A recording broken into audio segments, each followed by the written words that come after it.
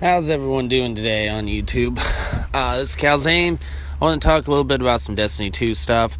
I'm recording outside, so if you hear some background noise, I apologize for that, but it's a beautiful day, I couldn't pass it up.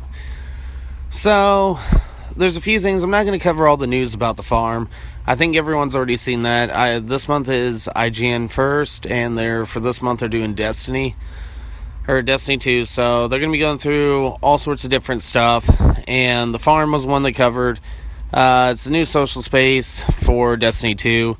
I'll link their video in the description if you want to go check it out. I'm not going to talk too much about it. They did say that there's going to be some activities that you can do, like playing soccer, and then they said there's going to be some stuff like you'll see some Guardians maybe moving faster or things like that.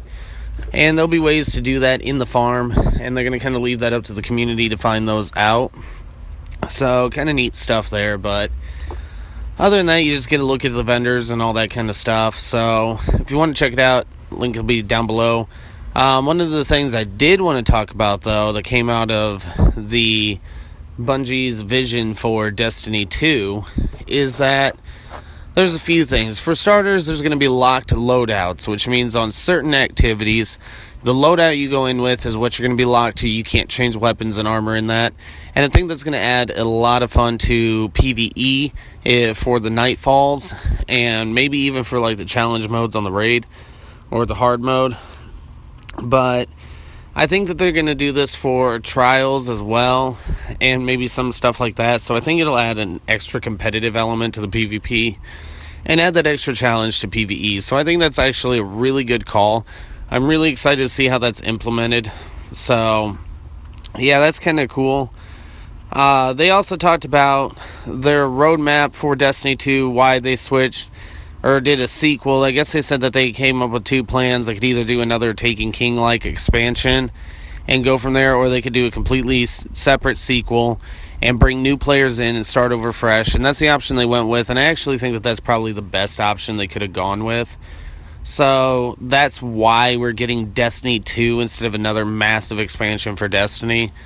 So this will all be really good moving forward. It gives them a chance to bring new players in, revamp the formula, and do some new stuff that they couldn't do before.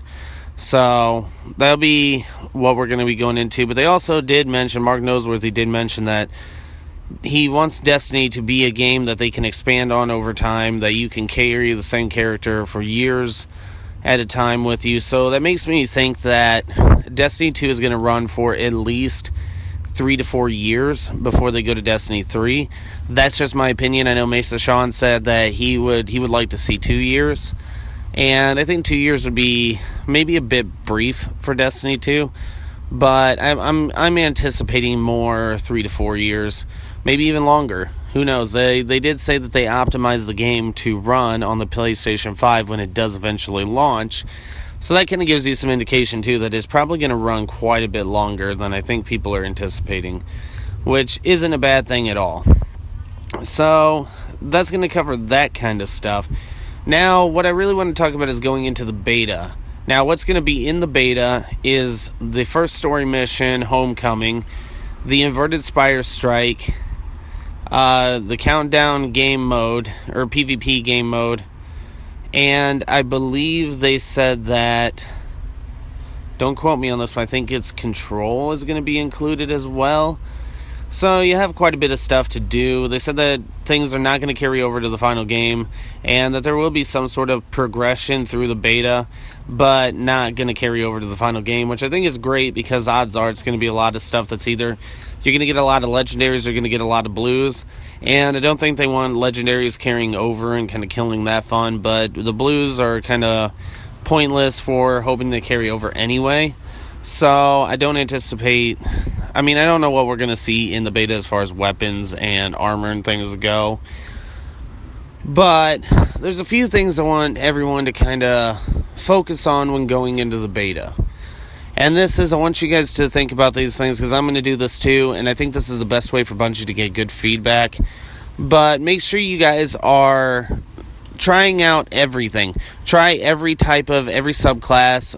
Oh yeah, before I get too much farther, the subclasses that it sounded like were going to be available are the Sentinel, the Arc Strider, and the Dawn Blade.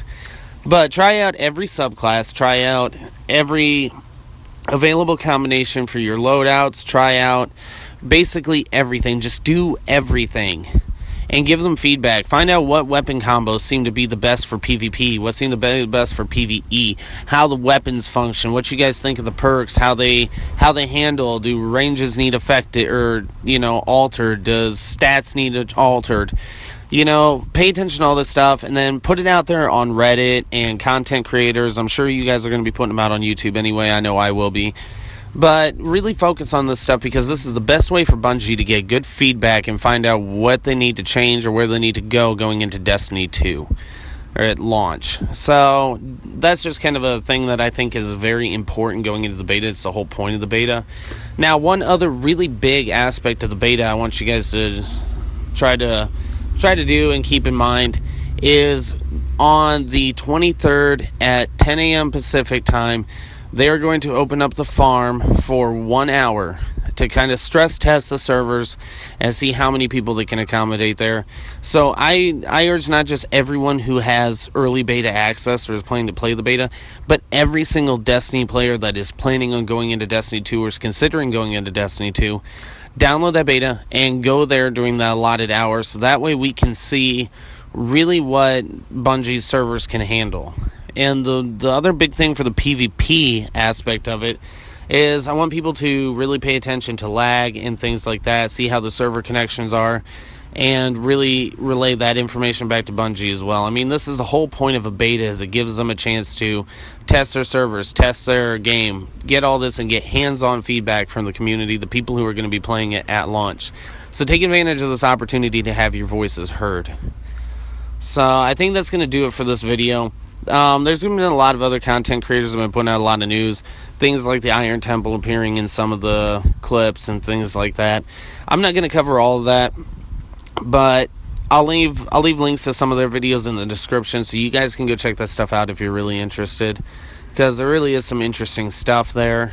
And until next time, guys, I will catch you all later, and I will see you in the next one.